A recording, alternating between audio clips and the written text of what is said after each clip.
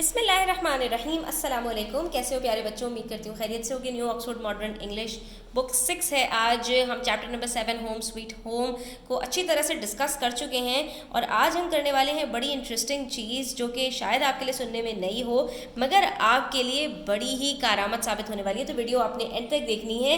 तो इंशाल्लाह इस वीडियो के एंड पर आप बुक रिव्यू या स्टोरी रिव्यू लिखना सीख जाएंगे। हम उसका फॉर्मेट भी डिस्कस करेंगे और फिर आपको इसका एक सैम्पल यानी होम स्वीट होम का जो है वो स्टोरी रिव्यू लिखकर भी दिखाएंगे ताकि आप इसको लिखने को आपको पता चल जाए कि किस तरह से लिखा जाता है। तो स्टार्ट करते हैं। सबसे इम्पॉर्टेंट चीज़ जो है बच्चों आपको ये पता होना चाहिए कि a book review provides a summary what is the story about, who are the main characters and what is the main conflict. ठीक है, जो स्टोरी किस चीज़ के बारे में है उसकी समरी थोड़ी सी आपको बतानी होती है, लेकिन एंडिंग आपने हरगिज नहीं बतानी होती। उसमें आप थोड़ा सा ये बताते हैं, does the characters feel real, does the story keep you guessing, ठीक है, वॉज इट सस्पेंसफुल और what was your favourite character, ठीक है, आपका इसमें क्या था, what was your favourite part, ठीक है। और इसी तरह से were certain types of scenes like sad scene और टेंस सीन और mysterious scene were described pretty well. तो ये सारी चीज़ें आपको यहाँ पर बतानी होती हैं। स्टोरी की समरी नहीं बतानी होती आपको, बल्कि उसको समराइज करना होता है अपने ओपिनियन के साथ कि इस स्टोरी के अंदर बेसिकली क्या मिलने वाला है आपको। स्टोरी नहीं बता देनी है आपको, ठीक है, बल्कि क्या मिलने वाला है ये आपको थोड़ा सा डिस्क्राइब करना होता है। उसके बाद जो उसका सेकंड एलिमेंट है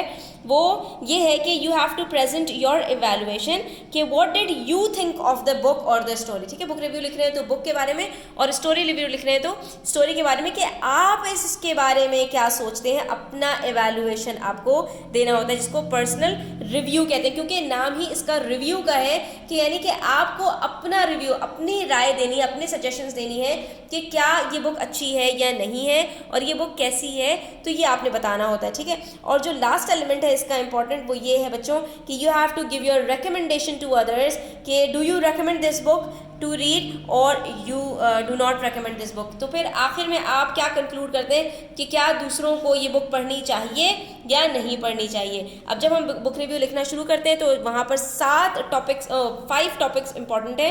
सबसे पहले आता है इंट्रोडक्शन, फिर आती है समरी, फिर आता है पर्सनल रिफ्लेक्शन और उसके बाद क्रिटिकल एनालिसिस होता है और आखिर में कंक्लूजन आता है। ठीक है, तो इसके अंदर 2 चीज़ें आपकी ऐड हो रही हैं, एक पर्सनल रिफ्लेक्शन और दूसरा क्रिटिकल एनालिसिस। तो देखो, सबसे पहले हम इंट्रोडक्शन के अंदर क्या क्या बताएंगे, टाइटल बताएंगे, ऑथर का नाम बताएंगे, थोड़ा सा अपना ओपिनियन देंगे और उसके अंदर रीजनिंग देंगे कि हमारा ये ओपिनियन क्यों है। ठीक है, तो इंट्रोडक्शन के अंदर टाइटल तो आपको पता है, ऑथर भी निकोलस हॉर्सबर्ग है और the story talks about the comfort and pleasure of home as humble as it may be, there is no place like home, it soothes our heart and brings us comfort. ठीक है, थोड़ा सा हमने house के बारे में बता दिया, होम के बारे में, and it's the family big और small that makes up the house a home. ठीक है, और हमारा इसके अंदर हमने क्या देखा है कि जो है वो ये फैमिली होती है जो एक हाउस को होम बनाती है, वरना तो वो सिर्फ एक खाली दीवारें होती हैं। ठीक है, तो इसके अंदर हमने यहाँ पर एक थोड़ा सा ओवरव्यू दे दिया। उसके बाद बारी आती है समरी की, तो उसके अंदर हमको जो है वो इसकी सेटिंग बतानी होती है, स्टोरी की सेटिंग क्या है, सही है कि किस जगह पर हुई है, कौन कौन मेन कैरेक्टर्स थे, इसके अंदर मेन प्रॉब्लम्स क्या थी, लेकिन एंडिंग हमें हरगिज नहीं बतानी होती। तो यहाँ पर हम बता देंगे the story is set in a small house, small house के अंदर सेट की गई है, यानी कि बैकग्राउंड के अंदर जो स्टार्ट हो रही है स्टोरी तो एक स्मॉल हाउस की कहानी है। It revolves around Jenko, a man disturbed by the lack of peace and space in his little home. ठीक है, जेंको है जो मेन कैरेक्टर है और वो अपने घर में जगह की तंगी की वजह से तंग है। Jenko finds it hard to cope with the noisy antics of his children Anton and Lona. उसके साथ 2 मेन कैरेक्टर्स उसके अपने दोनों बच्चे हैं, and his wife Monika's snoring, और उसकी वाइफ, उसका नाम भी बता दिया हमने, विच लीव्स हिम इरिटेबल। तो हमने यहाँ पर थोड़ा सा एक जो है वो आप कह सकते हैं कलर दे दिया है कि इस स्टोरी के अंदर बेसिकली वो स्टार्ट कहाँ से हो रही है और क्या क्या मेन कैरेक्टर्स हैं और क्या उसकी सेटिंग है। तो ये हो गया हमारा इंट्रोडक्शन और समरी। अब आ जाते हैं पर्सनल रिफ्लेक्शन की तरफ कि हमारा इस स्टोरी के बारे में क्या ख्याल है। तो इसके अंदर हम क्या क्या बताने वाले हैं कि do you like this story और do you dislike this story. आप इसको कंपेयर कर सकते हैं ऑथर की दूसरी स्टोरीज के साथ, थोड़ा सा ऑथर के बारे में बता दीजिए, या अपने किसी पर्सनल एक्सपीरियंस को या कोई करंट इवेंट आया हुआ हो न्यूज़ में इससे रिलेटेड, तो आप यहाँ पर उसको रिलेट कर सकते हैं। मैंने यहाँ पर ऑथर की जो दूसरी स्टोरीज हैं उससे इसको रिलेट करने की कोशिश की है इस स्टोरी को। The story is written by Nicholas Horsburgh, who is a renowned author, primarily recognized for his work in the field of educational books, particularly for children। ठीक है, मैंने थोड़ा सा ऑथर के बारे में बताया कि ऑथर किस किस्म की स्टोरीज लिखते हैं, उसके बाद फिर मैं इसको रिलेट करूंगी होम स्वीट होम से।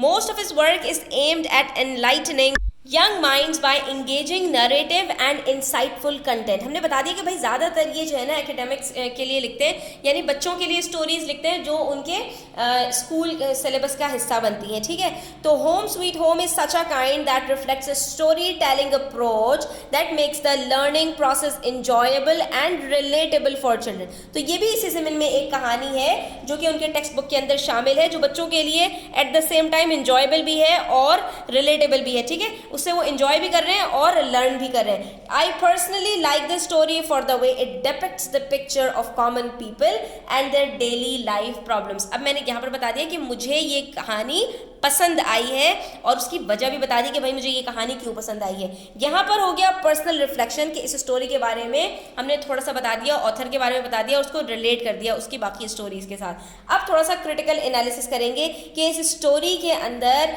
सारी चीज़ों को जगह पर रखा गया है या नहीं। क्रिटिकल एनालिसिस का मतलब तो यही होता है ना कि थोड़ा सा इसके अंदर नुक्ताचीनी वगैरह की जाए।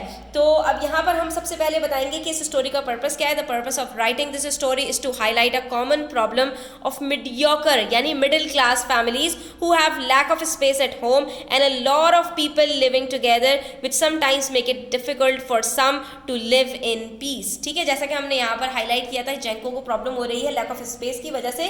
तो ऑथर का यहाँ पर जो पर्पस है स्टोरी को लिखने का वो यही है कि मिडिल जो क्लास पीपल हैं उनके प्रॉब्लम्स को थोड़ा सा हाईलाइट किया जाए और उसका प्रॉब्लम का सोल्यूशन भी निकाला जाए। तो वो उसमें सक्सेसफुल रहे, उन्होंने इसको बड़े अच्छे तरीके से हाईलाइट कर दिया।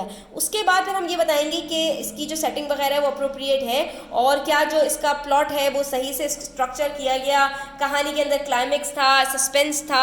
ठीक है, और जो इसके इवेंट्स थे वो प्रेडिक्टेबल तो नहीं थे, यानी खुद ही पहले ही से पता चल पा रहा हो कि आगे क्या होने वाला है, या अनप्रेडिक्टेबल थे यानी कुछ समझ में नहीं आ रहा था कि आगे क्या ट्विस्ट आने वाला है, क्या होने वाला है, कुछ नहीं पता चल पा रहा था। ठीक है, तो अब यहाँ पर हम बता देंगे the author structured the plot very well, the actions were suspenseful enough to maintain interest of the reader and events were not at all predictable। हम यहाँ पर ये भी बताएंगे कि भाई इसके जो इवेंट्स थे वो बिल्कुल भी प्रेडिक्टेबल नहीं थे, हम पहले से नहीं पता लगा पा रहे थे, बल्कि इंटरेस्ट हमारा बाकी रह रहा था इसके अंदर कि हमें ये नहीं पता चल पा रहा था, बल्कि ये जस्तुजू थी कि आगे क्या होने वाला है। The story has a life lesson for everyone who lives with their family with a fascinating twist and an unexpected ending. उसके बाद हम यहाँ पर ये भी बताएंगे कि स्टोरी के अंदर कोई लेसन है, कोई ट्विस्ट है, अनएक्सपेक्टेड एंडिंग है या नहीं है, ये सारी चीज़ें भी हम यहाँ पर बता देंगे। मोर ओवर स्टूडेंट्स, अगर पोम हो या जो स्टोरी के अंदर लिटरेरी डिवाइसेस हो जैसे कि सिमिली, मेटाफर, पर्सोनिफिकेशन, इस तरह की चीज़ें यूज़ की हुई हैं ऑथर ने, तो आप यहाँ पर उसको भी इनकॉर्पोरेट कर सकते हैं कि इस पीस के अंदर जो है वो ऑथर ने ये लिटरेरी डिवाइसेस भी यूज़ की हैं। बस इतनी सारी बातों के बाद आखिर में हम कंक्लूड करेंगे और कंक्लूजन के अंदर हमें ये रिकमेंडेशन देनी होती है कि क्या बाकी लोगों को ये स्टोरी पढ़नी चाहिए या मैंने अपना टाइम ज़ाया कर दिया, इसलिए आप भी मत पढ़िएगा। तो मैं यहाँ पर कहूँगी कि भाई जब इतनी शानदार story, I therefore recommend the children to go read it, it's worth reading, you will definitely enjoy the piece and learn to give space and to tolerate others in difficult situation. कि इसके अंदर आपको एक बड़ा ही मज़े का lesson मिलने वाला है और आपको ये सीखने को मिलेगा कि किस तरह से हमें दूसरों को बर्दाश्त करना चाहिए और कैसे मिलजुल कर रहना चाहिए।